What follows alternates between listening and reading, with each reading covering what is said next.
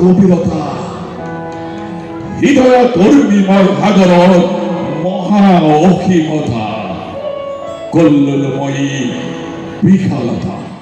মঙলদৈ গ্ৰন্থ উৎসৱত এনিশা। মঙলদৈ গ্ৰন্থ উৎসৱত নান্দনিক পৰিৱেশ।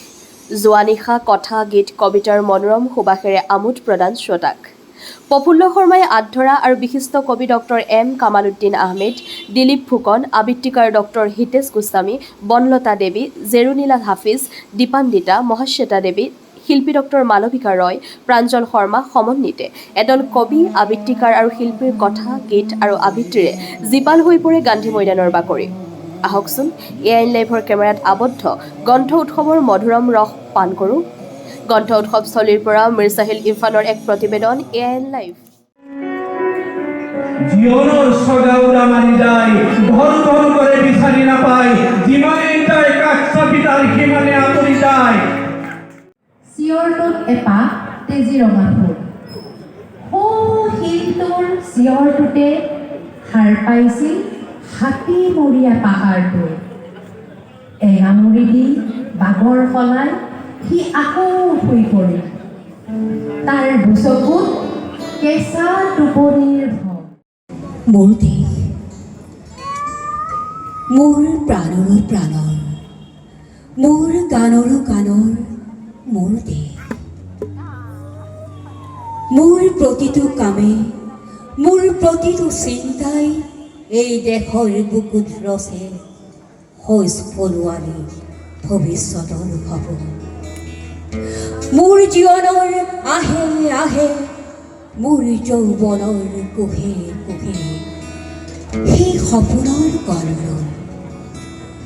দেশে দেশে দেশ আছে, এনে বহু দেশৰ অৰগে দৰগে মই ঘূৰিছোঁ। বহু বন্ধুৰ সতে হাতে হাতে হাত ধৰি ফুৰিছোঁ।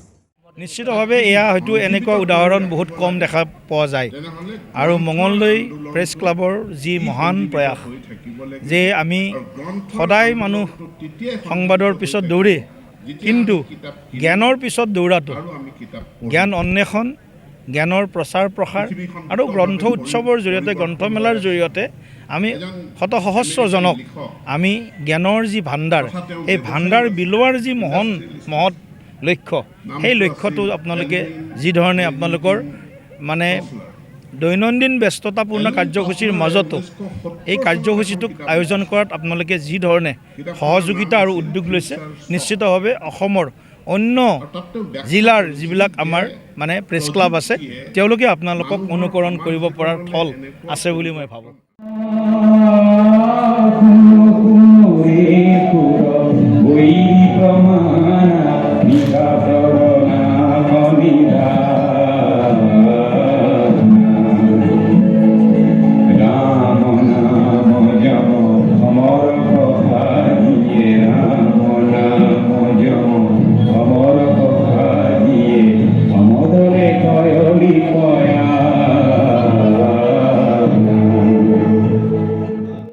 যিকোনো খবৰ আৰু বিজ্ঞাপনৰ বাবে যোগাযোগ কৰক 7896121996, লগতে 7002537271 আৰু 9854011916।